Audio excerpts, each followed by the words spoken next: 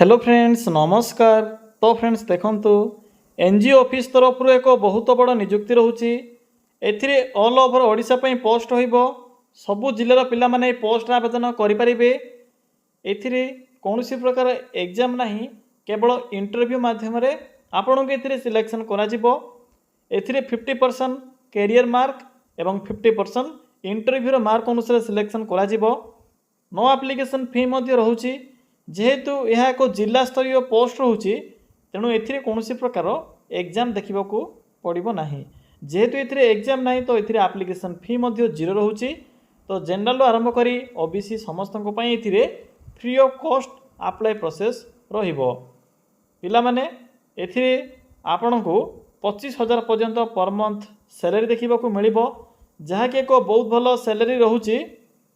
तो चलतु प्रथमे देखिनेबा जे एथिरे आपण माने किपरि आवेदन करिवे। आवेदन करिवार प्रोसेस कहिबी। पिला माने जदि आपण माने प्रथम थर पई आम चैनल रे विजिट करूछंती तबे एई भली नुआ नुआ सरकारी जॉब रो न्यूज़ पाया पई हमरे चैनल को सब्सक्राइब करी वीडियो टको भी गोटे लाइक करि नियंतु।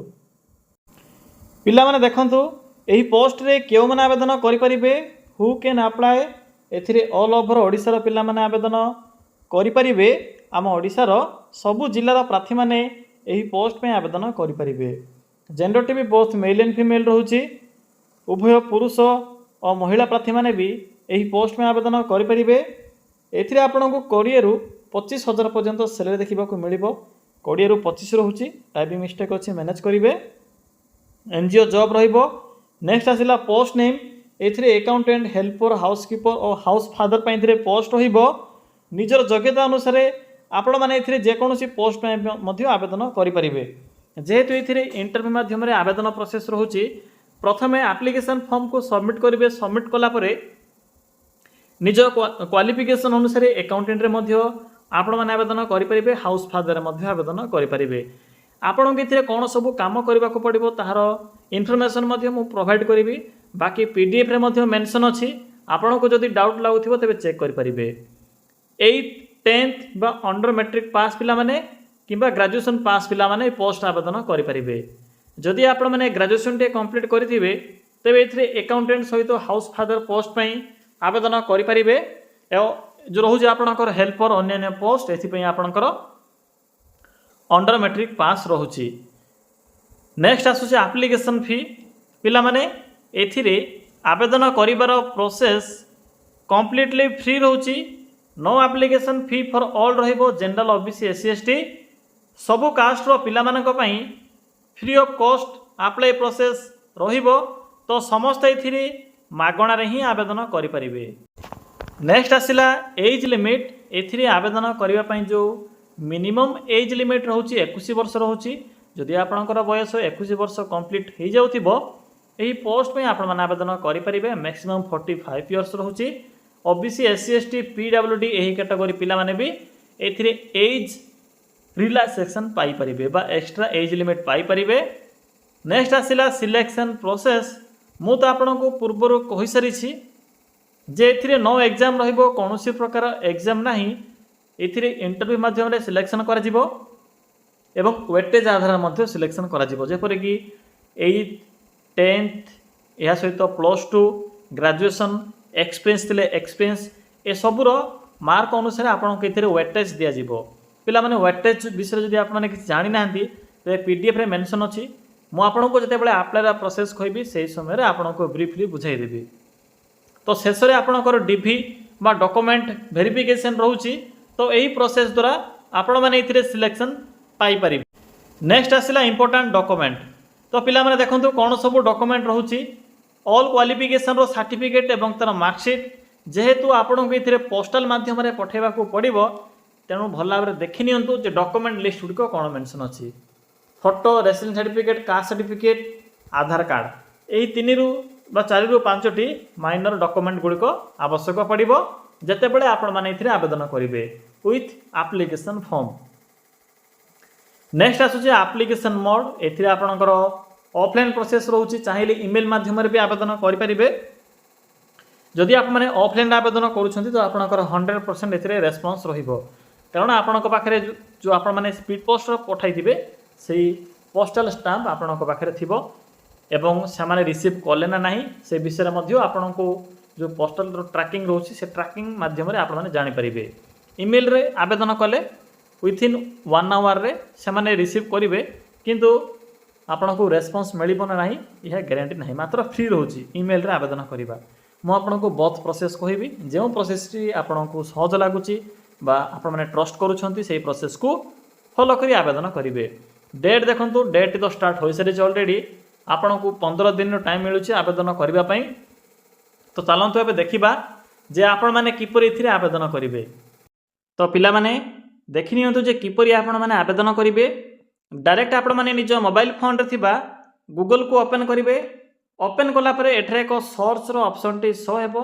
सिंपली एठरे क्लिक करी सर्च करेंगे लिखिबे ओडिशा जीओवीटी जॉब देन लिखिबे .in देखि पारिले जे एठरे कोन मो टाइप कली सिंपली लिखनेबे Odisha space GOVT job .in लिखिला परे आपण को प्रथम पेज रे ही ओडिशा रो बा नेशनल फ्लैग रो सिंबल थिबो एक साइट टी शो हेबो ओडिशा जीओवीटी जॉब मेंशन थिबो।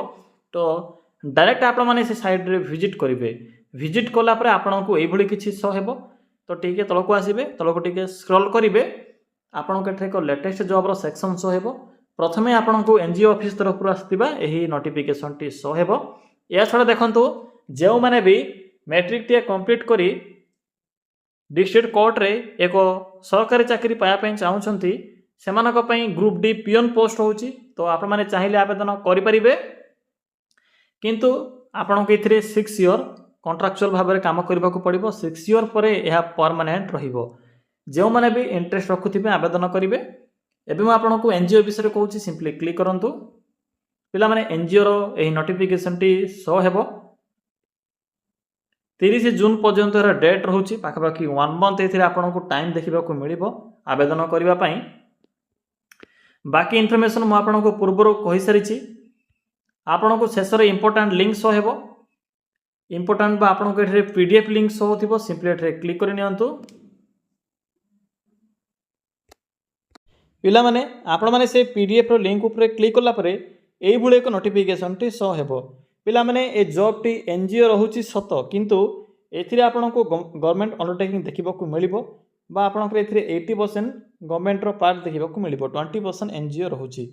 जदि आपण एथे जॉब करूछंती तो गवर्नमेंट जॉब रे जहाँ आपण को आईडी प्रूफ मिली थे से आईडी प्रूफ मिलिबो फैसिलिटी मध्य मिलिबो।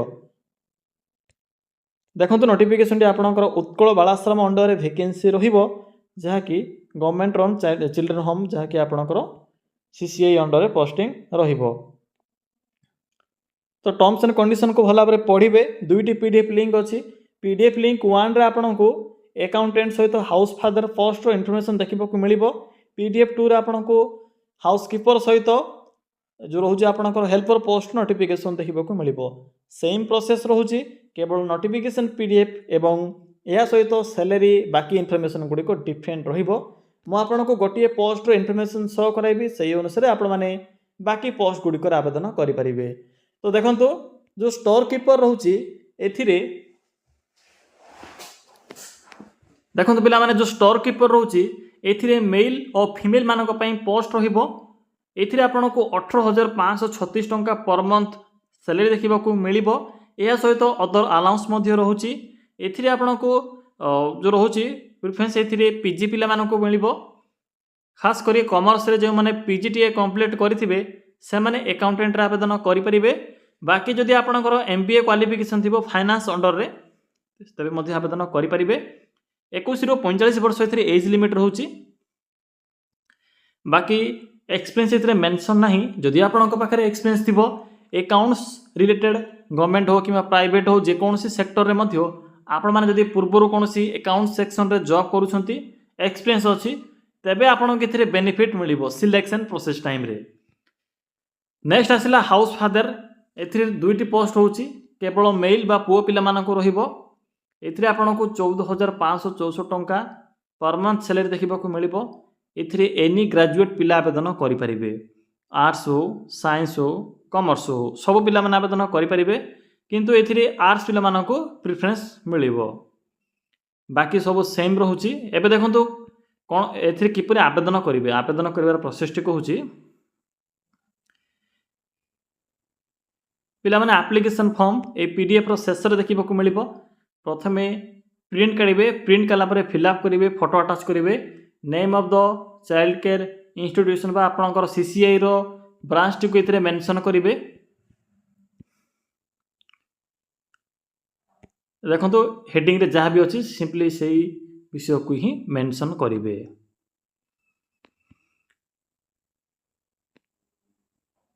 देखो जो मैंने ऑनलाइन आवेदन करने चाहते मुझे कहूँ प्रथम मुझे जो फॉर्म टी देखली फॉर्म टी को फिलअप करेंगे मुझे तो सीसीआई रो जो रोचे आपंकर नेम टी देखली से नेम टी को एंटर कलापर फोटो क्वालिफिकेशन आपंकर पर्सनल इनफॉरमेशन गुड़ी को फिलअप करेंगे डेट प्लेस ये सब आप मैंने फिलअप कर सारापर नेक्स्ट स्टेप आसूची डॉक्यूमेंट गुड़ी को अटैच करवा देखो तो कौन सब डॉक्यूमेंट रोचे तो देखो तो मुझे देखा 4 ରୁ 5 डॉक्यूमेंट को अटैच करेंगे यापर